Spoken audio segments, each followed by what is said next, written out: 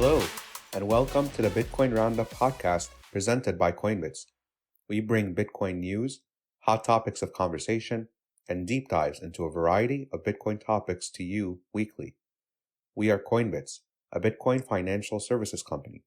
Check us out at coinbits.app. This recording is for informational purposes only. No investment or legal or any other advice should be drawn from this content. And as always, consult an advisor before making any legal or financial decisions. We've got Vijay Boyapati here. Thank you for joining us today, man. Thanks for being here. Thanks for having me. I'm so excited to be here. I don't know if I told you guys, we just had our fourth child, so being here is like a huge blessing for me. My wife has been very generous and said, thank you, Mrs. Boyapati. take the weekend off, go have fun with your Bitcoin friends, and that's awesome. so I feel lucky to be around people like you who are building in the Bitcoin space and talk about Bitcoin. It's just, I feel so happy being here right now. Oh, we're honored, man. Actually, really, the honor is ours for you to take the time and sit down with us. And we want to talk. So today we want to talk a little bit about the bullish case for Bitcoin. But before we get into the Bitcoin stuff, child number 4, that's incredible, man. Like, it's one of my dreams. But I'm on number 3. Yeah.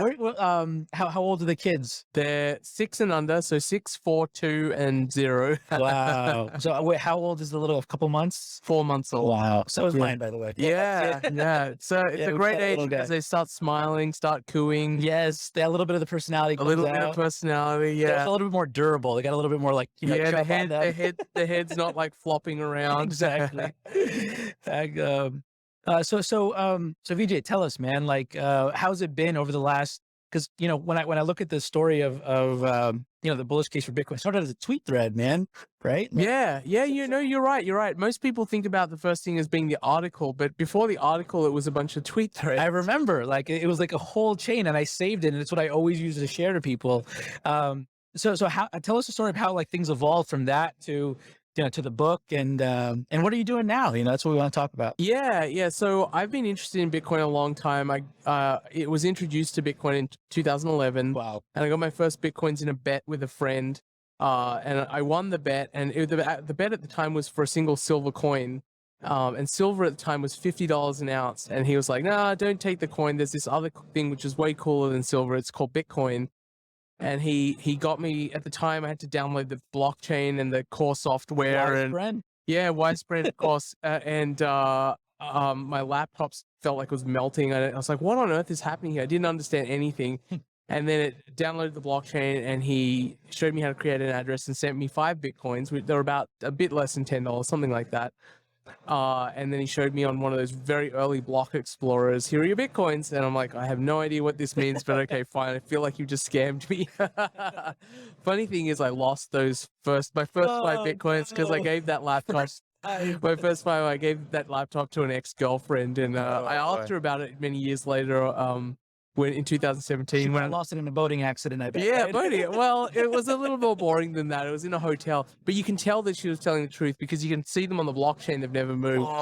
So she wasn't scamming me, but it was a little bit sad because in 2017 the price was going up. I'm like, that laptop's worth $10,000. It's worth $20,000. It's worth $100,000. I better email her. And I emailed her, and then she was like, "Sorry, I lost it." So that was my first introduction to Bitcoin, but I was so fascinated by it from very early on because I'm a computer scientist by training. I've done a lot of self-study of Austrian economics, and I recognize this as a new form of money. And I'm a gold bug. I have Indian heritage, interested in gold for a long time as a great historical store of value. And I was like, wow, this is like gold with teleportation built in. That's right. This is amazing. This is like a store of value, but I can send it to anyone, anywhere on earth. And I'd been thinking about it for years and years and years. But I had a lot of friends and family who knew I was interested in Bitcoin. I was really passionate about it, but they didn't understand it. They thought it was a scam, or maybe some of them were curious and they would ask about it. And I thought, I've thought about this for a long time, and I think I understand why it has value. Maybe I should write something about it.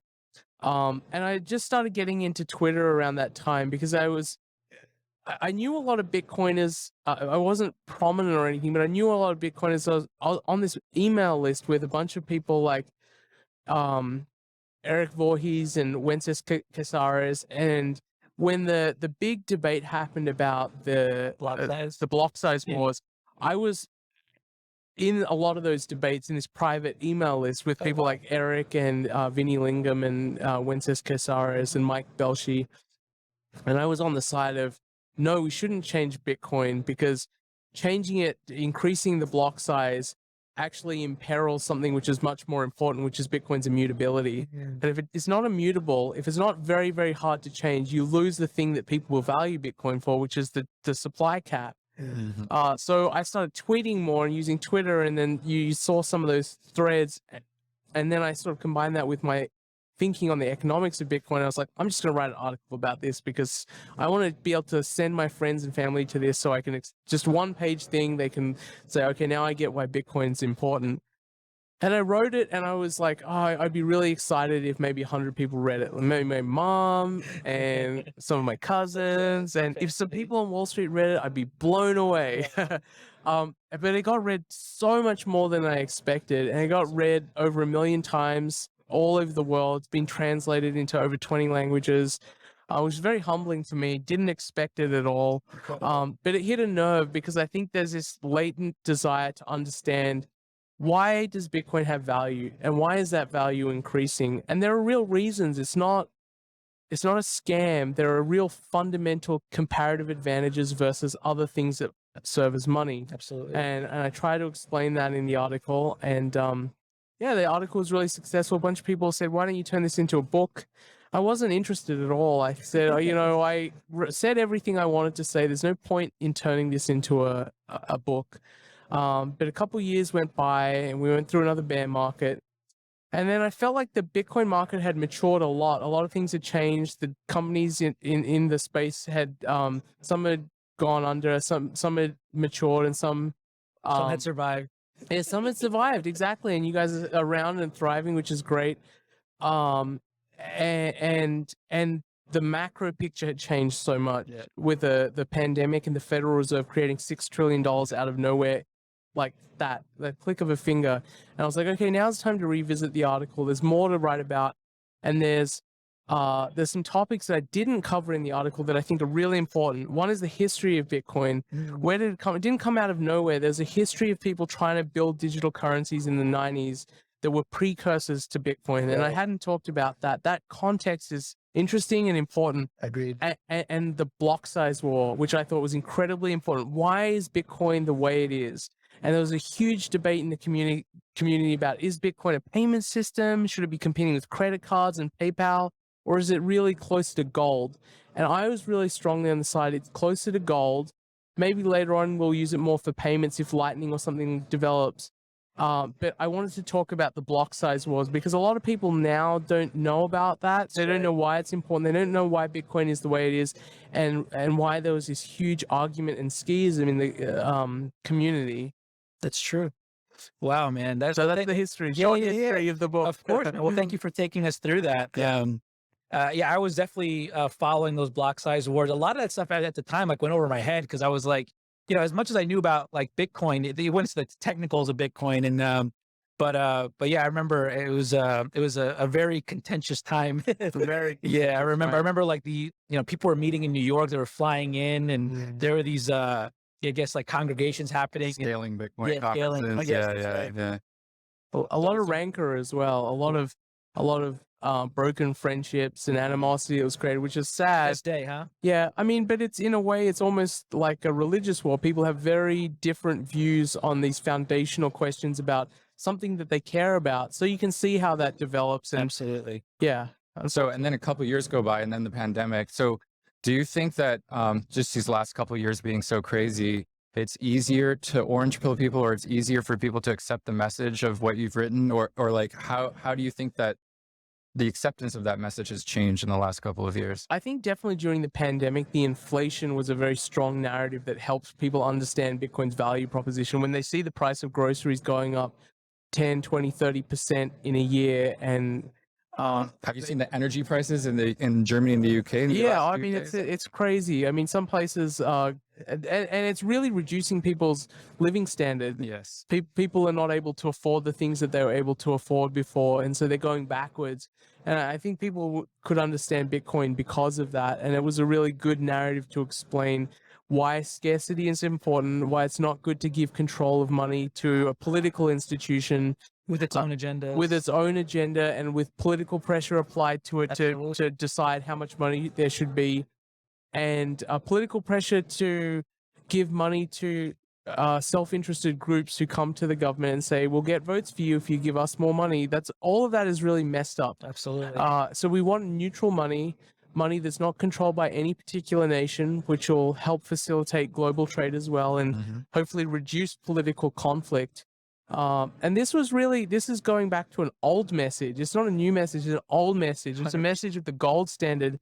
The 19th century saw the greatest flourishing of human civilization in history. The greatest rise in the standard of living from people really living in true poverty, not the kind of poverty we think about today, but mass kind of poverty where people would starve to death. And they were living very agrarian lives to, the Industrial Revolution and the standard of living, and the average lifespan is one measure which dramatically increased during the 19th century. And this was all during the gold standard.